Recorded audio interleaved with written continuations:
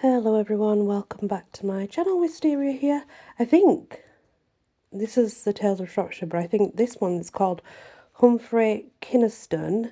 It might connect with the other story. It may like mingling. I'm sure it will. They usually do. Humprey Kynaston had a good start in life. He was son of Roger Kynaston, castle keeper of Middle Castle and Knockin. When his father died, he inherited a large estate and a sizable fortune. He did not inherit his father's money, acuity, a sense of responsibility, or discernment in choosing friends. When Humphrey came of age and received his inheritance, he was suddenly rich. No longer did he have to ask his mother for a penny, or for one bit of allowance, or permission to entertain. He could do as he pleased. Humphrey never really believed that he would ever manage to spend the fortune that had been left to him, and he took it as a challenge. Whatever the latest trend of fashion, Humphrey had to have it. He threw lavish parties, kept an excellent stable, and was a soul of generosity with all his friends, of which, unsurprisingly, there were many. His mother watched in awe, and in despair she did, but there was little she could do. The older generation shook their heads in disapproval. Everyone talked of his wild ways, and soon, whenever he was mentioned, he was no longer referred to as Humprey Kynaston of Middle, but as Wild Humphrey. The money melted away like butter on a crumpet, and soon the coffers were all empty. Almost. When he realised how desperate things were, Humphrey finally listened to his mother. She arranged a match with a young woman from a good family and a dowry large enough to solve Humphrey's money worries. But Humphrey did not settle to family life as his mother had dearly hoped. He was straight back to his old ways, neglecting his wife and duties. Soon he was in the same situation again. The bills were mounting up, and there was no money to pay them. His wife left him and returned to her family, and his friends, once plentiful, dwindled away. The few friends that were left refused to help him, convinced it was throwing good money after that, and becoming more bad. Humphrey lost everything, the castle, his wealth, and all his fine possessions. At that last moment, he salvaged one favourite hunter and galloped from the stable as the sheriff and his men came knocking at the door to take him to debtors and prison him, of course. Humphrey found himself shelter at Nestcliff in a cave carved out of the sandstone rock. It had 2 chambers, an inner one for him and an outer one for his horse. A stair of narrow steps carved into the stone led up to it. Sitting in the cave, outlawed, Humphrey had plenty of time to think. There are whispers about those first dark days when Humphrey felt hunger for the first time.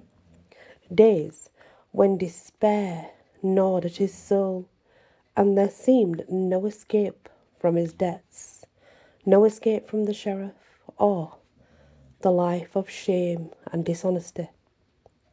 Rumours spread that he had sold his soul to the devil, and that the spirit of the devil entered his horse and would carry him out of his peril. The horse was named Beelzebub, and seeing the black stallion galloping at full speed, mane and tail flying behind it, white foam at its mouth, it was easy to believe that the devil sped within its hooves. Others say it was the kindness of local families that helped him become what he was. They took pity on him, and instead of handing him over to the law, invited him into their homes, sharing their food with him. It was humble fodder of a type that Humphrey had never tasted, a far cry from all the luxury and delicacies he had been served at his table, and yet, with hunger for sauce, it was the best food he'd ever tasted. Everyone agrees that Humphrey experienced poverty for the first time. He looked around with newly opened eyes and saw the great divide between rich and poor. He became a changed man and swore that he would do everything in his power to bring equality to all, to make the world a fairer place. He didn't lose his flair for the dramatic. Humphrey Kynaston embarked on a career as a highwayman. His former life had given him an insight into how and when rents were collected. He soon worked out the favourite routes of the stewards and found it surprisingly easy to hold them up and relieve them of large sums of money. Humphrey never kept the money for himself, but he shared it out amongst the local poor. Humphrey quickly became a hero of the poor, but he was the bane of local landowners. They were all the more affronted because he had been one of them. Most of them had shared a table with Humphrey's father. One of the old Kynaston's greatest friends had been Mr. Lloyd of Aston, but Humphrey was happy to alleviate his pockets, just as anyone else's.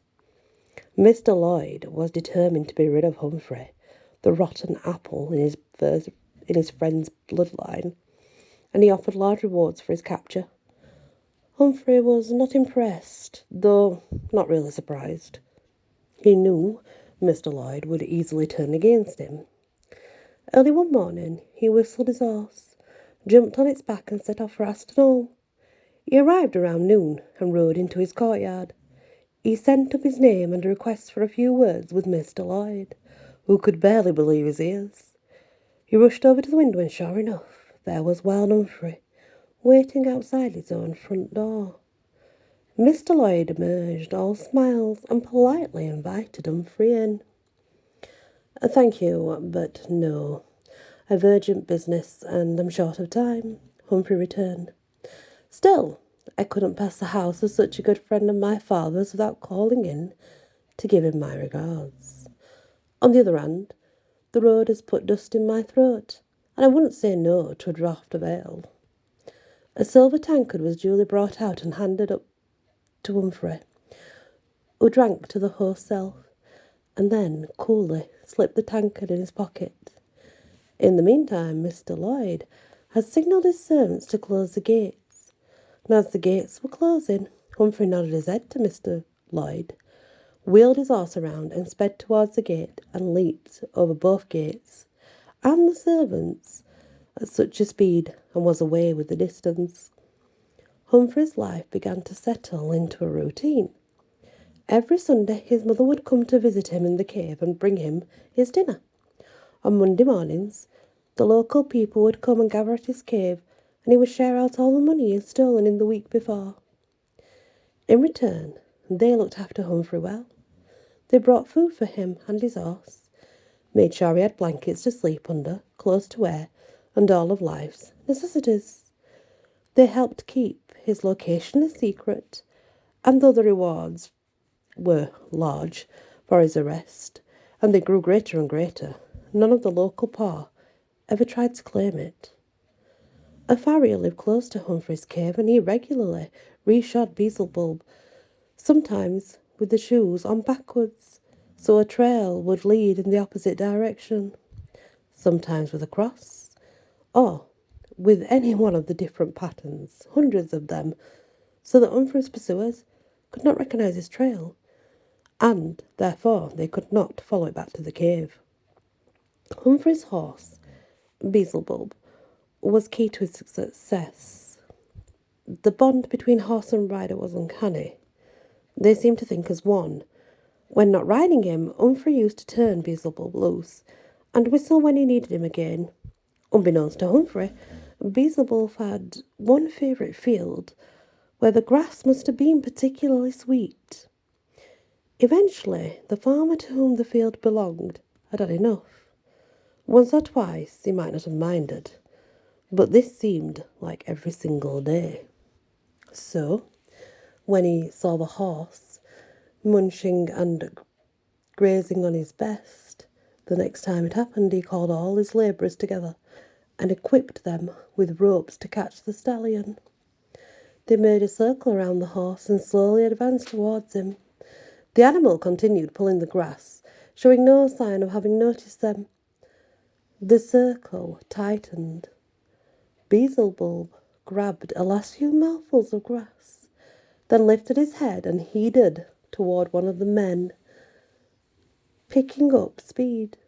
The man stood frozen to the ground, terrified as Beelzebub thundered towards him, and as the men cowered in fear, expecting to be trampled, Beelzebub leapt clear above him with a flick of his heels and was off, leaving the farmer swearing and the others watching in disbelief.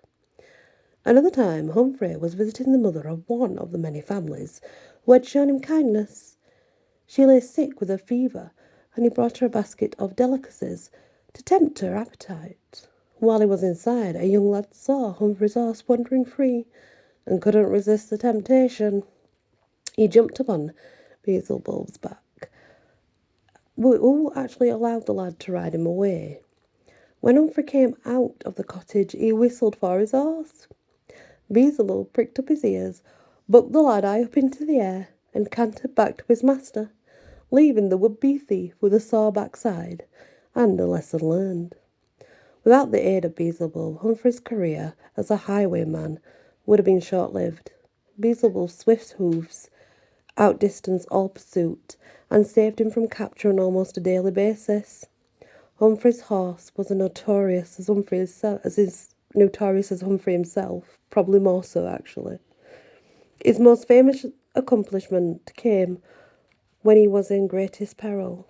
The well-to-do gentleman of Shropshire joined forces with the sheriff, and they set a trap. They let it be overheard that a particular plump purse was being transferred. Word reached Humprey as intended, and the messenger set off on the appointed day with a purse heavy with lead and a few coins on top. There was an obvious ambush point along the road that they hoped Humprey would actually use, and they lay in wait for him. The steward, bearing the bait, arrived on the road, and sure enough, there was Humprey, thundering along on Beelzebub, grabbing the reins of the steward and taking the heavy bag. A holler came from within the trees, and 20 gentlemen on their best horses rode towards Humprey. Beelzebub reared and turned, and the chase began. The men in pursuit fanned out into a half-moon and herded Humprey towards the River Severn. Humprey headed for Montford Bridge, and his pursuer had hoped and expected this would happen. What Humprey did not know was that they had been there before him and taken the planks from the middle of the bridge. Now there was a yawning void that no horse could jump, with a treacherous river down below. Humphrey's pursuers had him surrounded from behind as he came to the bridge, and man and horse saw the gap at the same time. Perhaps Humprey would have hesitated, but Beelzebub put on an extra spurt of speed, kicked off from the remaining plank, and soared over the Severn. His pursuers watching open-mouthed in disbelief. His hooves landed on the wood at the far side, scrabbling for purchase, and then they were away, on the other side of the river. The leap was so extraordinary that it measured and marked out on Knockan Heath with an H and a K, cut into the turf at the ends of the leap. The letters were renewed each year and maintained for nearly 2 centuries. One morning, Humprey was sat outside his cave. It had been a good week for him. He claimed a rather splendid haul, nearly £600, from the steward of a large estate, and distributed it on Monday as usual. The weather was good, and he was taking a moment to put his feet up. Through the trees he saw movement. He tensed, then saw it was a lad from the village. "Morning, Robert. How fares the world with you today?" he asked. "Well, sir, thank you. I brought you a letter," replied the boy. Intrigued, Humphrey took the letter and began to read it. A thoughtful frown developed on his forehead as he read the letter, then read it again. The letter was from the owner of the estate, whose rents he had stolen the week before. He claimed that the robbery had put him into dire straits. He would now have to call in all arrears due from his tenants enforcing payments from families in difficulty, families he would normally allow time to get back on their feet. Humprey jumped to his feet and paced up and down the clearing in front of his cave. At last he stopped and turned to the lad. "You brought this letter to me. I assume that you can return a letter to the gentleman?" Robert nodded his head. Humprey quickly penned a reply asking the gentleman for a list of tenants so that he could find out if he really was the benign landlord he claimed to be. The estate owner happily supplied the list, and Humprey made inquiries. To his surprise, the landlord was indeed well respected by all his tenants. In fact, he couldn't find anyone with a bad word to say about the landlord. That is, none of his tenants anyway, as some of the other landlords were less complimentary. On hearing the reports, Humprey determined that he must repay the money as soon as possible. However, he'd already shared the money out.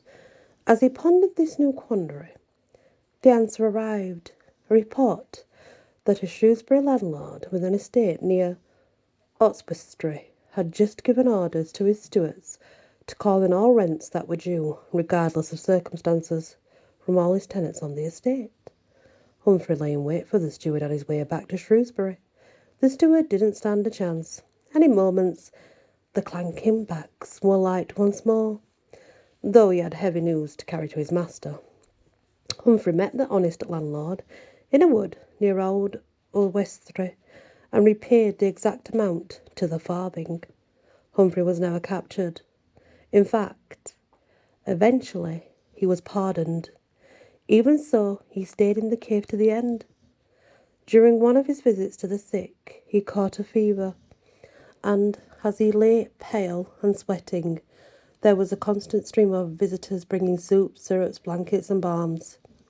In his fever, he talked of his former life, of his friends and extravagances, of how he had been bad or worse, and many times of the landowners that he punished.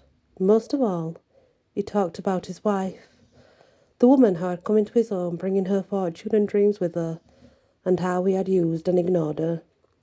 There was an old woman in West Felton, renowned for her knowledge of herbs and healing skills. A group of local women brought her to the cave to try and help Humprey. The wise lady shooed all the attendants out of the cave and sat on the pallet next to Humprey, laying a cool hand on Humphrey's brow. Humphrey's coughs racked his body. He caught his breath and weakly pushed her hand away, saying, "Save your skills for someone you can cure. I do not think I can recover from this. It is not just my body that is ill, but my mind. While I lie here, I am tormented by my past, my thoughtlessness, selfish things that I have done, by the memory of a beautiful woman whose life I ruined with my reckless behaviour. If I could see her once more, if she would bless me with her forgiveness, then I could rest easy at last." The old woman sat up straight. The crookedness fell away and slipped the cloak from her hair and shoulders. Humphrey looked at her in amazement, and he saw that the old woman was not an old woman at all, but his own wife. "You were not the same man I married. You have proved yourself since coming to this cave. I forgave you a long time ago," she smiled. Humphrey smiled back up at her. His wild nature stopped fighting. His mind eased and he fell asleep, a deep, restful sleep. His wife stayed with him and nursed him through the last few days, and when he died he went peacefully holding her hand with a smile on his face.